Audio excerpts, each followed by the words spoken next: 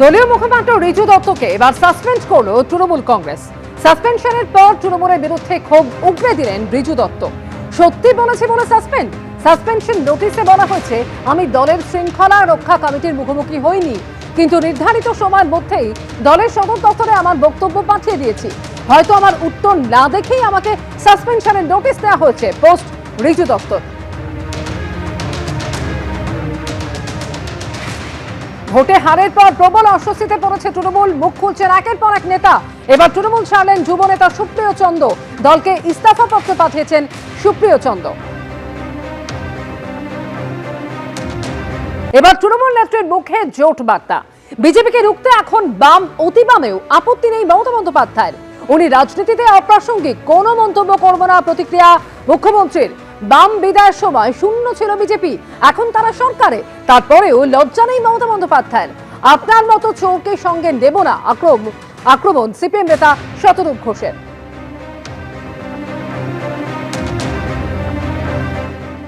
জোট বাঁধুন।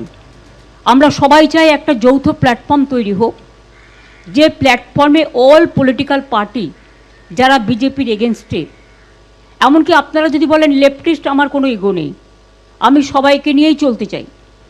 এবং আজকে যা অবস্থা, বিজেপিকে যদি রুখতে হয়, লেফটিস্ট সবাইকে, আল্ট্রা লেফট সবাইকে, আমাদের তৃণমূল কংগ্রেস আমরা কথা দিচ্ছি, ন্যাশনাল পার্টি সবাইকে, যার যতটুকু শক্তি আছে, দিল্লিতেও যেমন আমরা লড়াই করব, তেমনি বাংলাতেও আসুন আমরা জোট বাঁধি।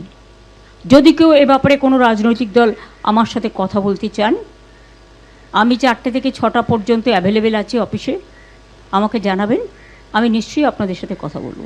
রাজ্য থেকে যখন চলে গেল আমাদের সরকার, তখন বিজেপি শূন্য ছিল এই রাজ্যে।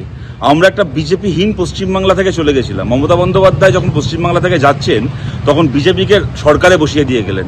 তারপরে লজ্জা করে না আপনার সাথে আবার নাকি আমাদের পাশে গিয়ে দাঁড়াতে হবে বিজেপির বিরুদ্ধে লড়ার জন্য? আপনি লড়বেন বিজেপির বিরুদ্ধে? বাংলার এখন বিজেপির বিরুদ্ধে সত্যিকারের ধর্মনিরপেক্ষ মানুষের লড়াই হবে বিজেপির বিরুদ্ধে। সেই লড়াইয়ে বামপন্থীরা থাকবে, সেই লড়াইয়ে গান্ধীবাদী মানুষ থাকবে, সেই লড়াইয়ে সমস্ত গণতান্ত্রিক মানুষ থাকবে। কিন্তু আপনার মতো একটা চোরকে সঙ্গে নিয়ে, আপনার মতো একটা চোর হচ্ছে বিজেপি বিরোধী লড়াইয়ের একটা লায়াবিলিটি। আপনার মতো চোরেদেরকে দেখিয়ে বিজেপি ভোট পায় পশ্চিমবাংলায়। তাই এই সমস্ত ফালতু কথা বলা বন্ধ করুন। ভাইপো আর আপনার দলের লোকেরা যে সম্পত্তিগুলো কামিয়েছিল, কিভাবে বিজেপির সঙ্গে সেটিং করে এখন সেই সম্পত্তি রক্ষা করবেন, চুরির সম্পত্তি, সেটাকে নিয়ে ভাবুন।